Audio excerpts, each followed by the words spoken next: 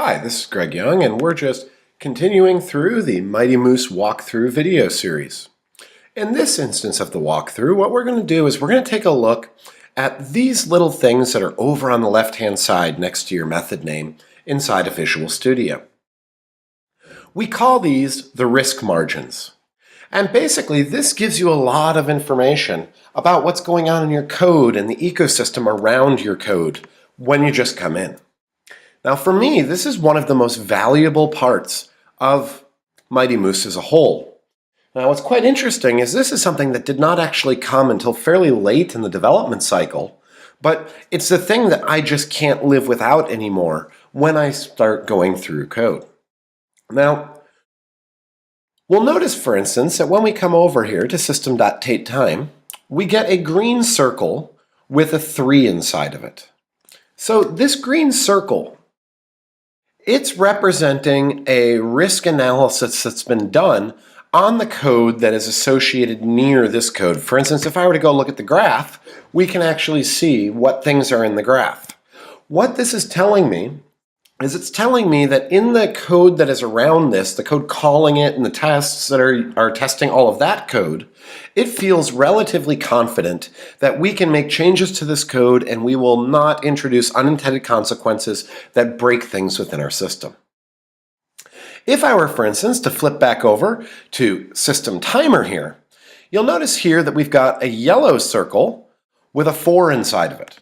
This is telling us when it's yellow that things look okay, but we're not quite certain. As an example, one of the first things you might want to do is pull up a graph and just get a look at the graph as to what's going on in this particular area of code.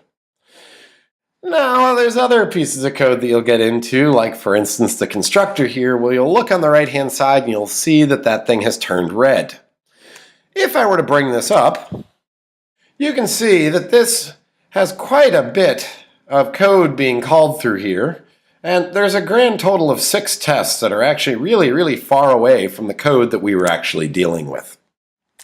This is kind of a scary scenario, and basically it's alerting you that that scenario actually exists.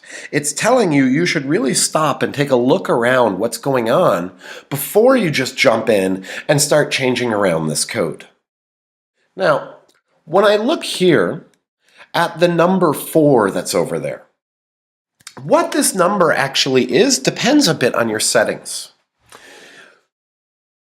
We talk inside of the performance discussion about whether or not you really want to be running dynamic analysis.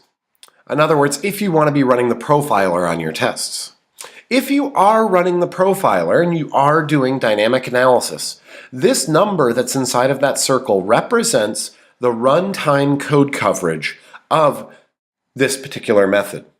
Note, this is not the same as the static one.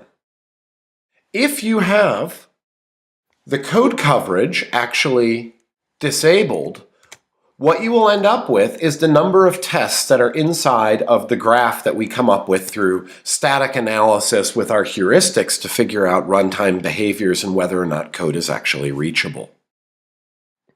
So it's important to remember that depending which setting you're on, you may get slightly different information there.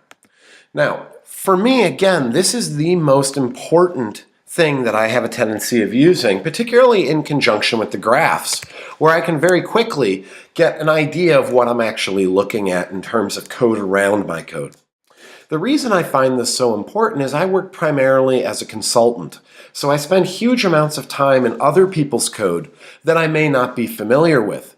And having a visual representation of something like this 33 that's red is a very good piece of information that can come to me, and I have a better idea of the ecosystem around the code that I'm working in, which of course is very important. Most of the time that we spend developing is actually getting ourselves to the point where we're comfortable in terms of actually making changes. This risk margin, although relatively simple, provides a huge amount of information in a very small amount of space. Now, we will talk in another video about why we only show you the number and we don't actually show you line-by-line code coverage inside of this method. But For me, at least, knowing that number is a very valuable piece of information. So with that, we will end this episode, and hopefully you guys will continue on to the next.